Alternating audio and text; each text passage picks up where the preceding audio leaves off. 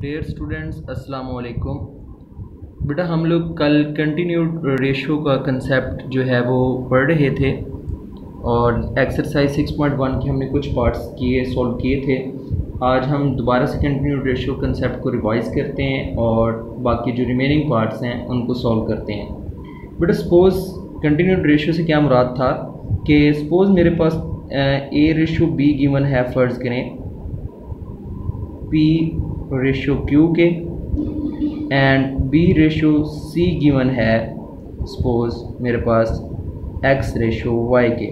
ये बेटा मैंने कल भी यही शायद एग्जांपल ली थी, ये जस्ट आपको अंडरस्टैंड करवाने के लिए है। तो अगर मैं ए रेशो बी रेशो सी कैलकुलेट करता हूँ तो इस चीज़ को हम लोग क्या नाम देंगे? इस चीज़ को हम लोग नाम देते हैं कंटिन्यूड रेशो का। और हम लोग जानते हैं ये हम कैलकुलेट कैसे कर सकते हैं। आप लोगों ने क्या करना है कि जो रेशो में 2 टाइम्स आया है उसको सेंटर में लिखना है। ए रेशो बी का क्या है? ए रेशो बी हमारे पास गिवन है P ratio Q and B ratio C क्या गिवन है? X ratio Y. सॉल्व करने का तरीकाकार क्या था कि आप लोगों ने इसको इसके साथ मल्टीप्लाई करवाना है, तो ये आपके पास बन जाएगा पी एक्स।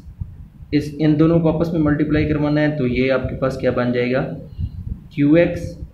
एंड आपने इन दोनों को आपस में मल्टीप्लाई करवाना है तो ये क्या बन जाएगा? Q Y. तो ये इसके सोल्व करने का तरीकाकार था। तो आइए अब हम इसके रिलेटेड हमने 6.1 के जो फर्स्ट 5 क्वेश्चन थे वो हमने लास्ट लेक्चर में जो है वो सॉल्व आउट कर लिए थे। नेक्स्ट हम 6 क्वेश्चन देखते हैं बेटा। 6 क्वेश्चन में कहता है the ratio of a sale of a bread to eggs. Mean आपको रेशियो दी गई है ब्रेड और एग्स के दरमियान। क्या रेशियो क्या गिवन है? 2:3। स्टेटमेंट बेटा आप लोगों ने अपनी बुक से देखनी है। And the sale of eggs to milk, और जो एग्स टू मिल्क है ये भी बेटा आपको रेशियो गिवन है और ये कितनी है? 3:1। और आपसे पूछा गया है कि आपने bread eggs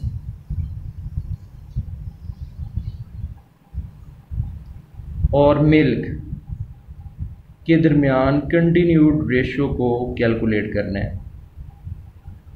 that's very simple बेटा। आप लोग यहाँ पर जानते हैं हमारे पास जस्ट पहले ए बी सी की फॉर्म के अंदर गिवन था, तो अब हमें बस जो है वर्ड प्रॉब्लम्स हैं तो इसमें हमें वर्ड्स की सूरत में ये चीज़ गिवन है। तो बेटा देखें एग्स 2 टाइम आया है तो एग्स को आप लोग सेंटर में लिखेंगे। एक जानिब आप लोग ब्रेड लिख लें और एक जानिब आप लोग मिल्क लिख लें। ब्रेड टू एग रेशो क्या गिवन है? 2:3 एंड एग टू मिल्क क्या रेशो गिवन है? 3:1। वही तरीक़ाकार इसको किस तरह से सॉल्व करेंगे?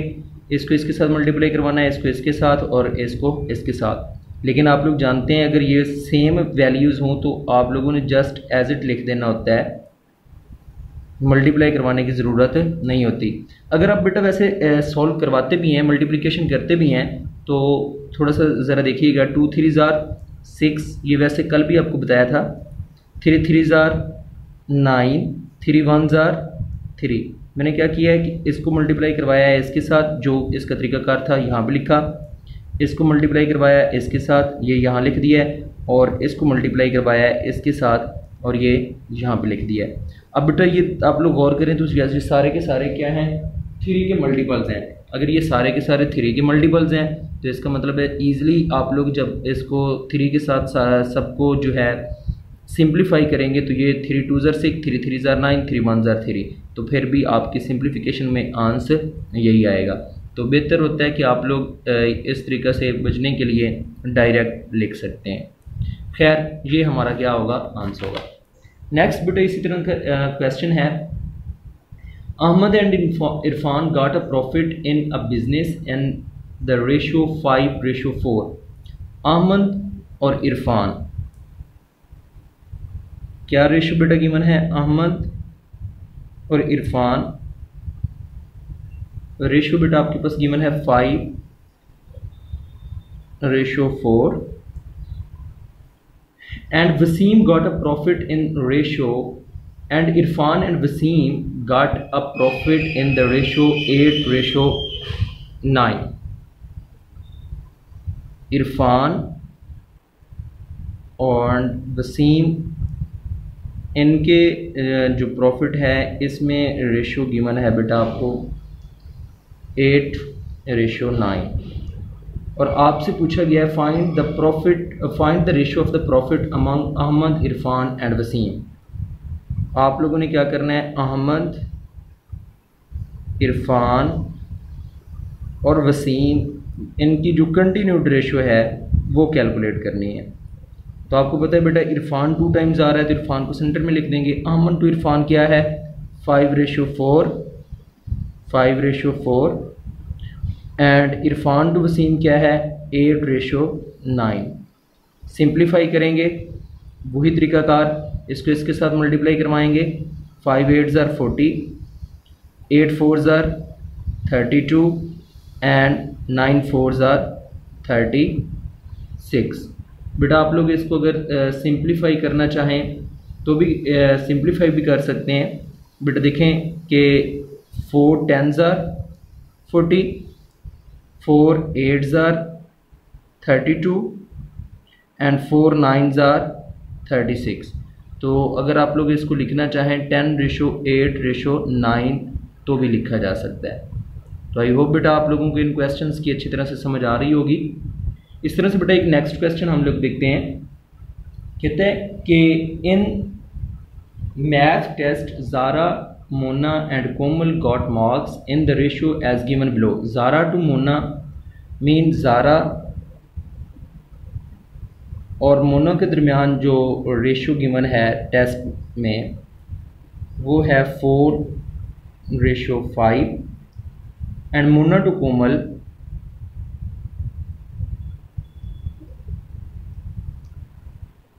ये आपके पास गिवन है कहाँ पे 4:3। आप लोगों ने कंटिन्यूड रेशियो फाइंड आउट करनी है ज़ारा, मोना एंड कोमल। तो बेटा मोना दो बार आ रहा है तो हम लोग इसको सेंटर में लिख लेते हैं।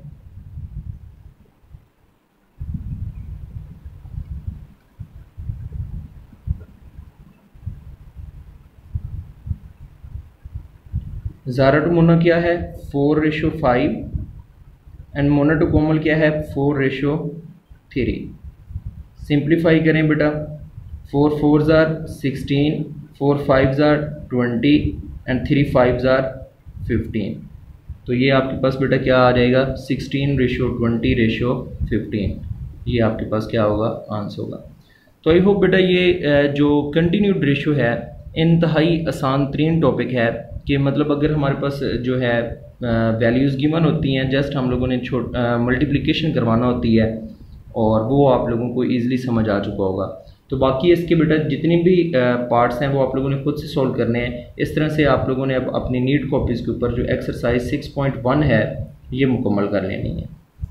तो अपना बेटा ख्याल रखिएगा। अल्लाह हाफिज़।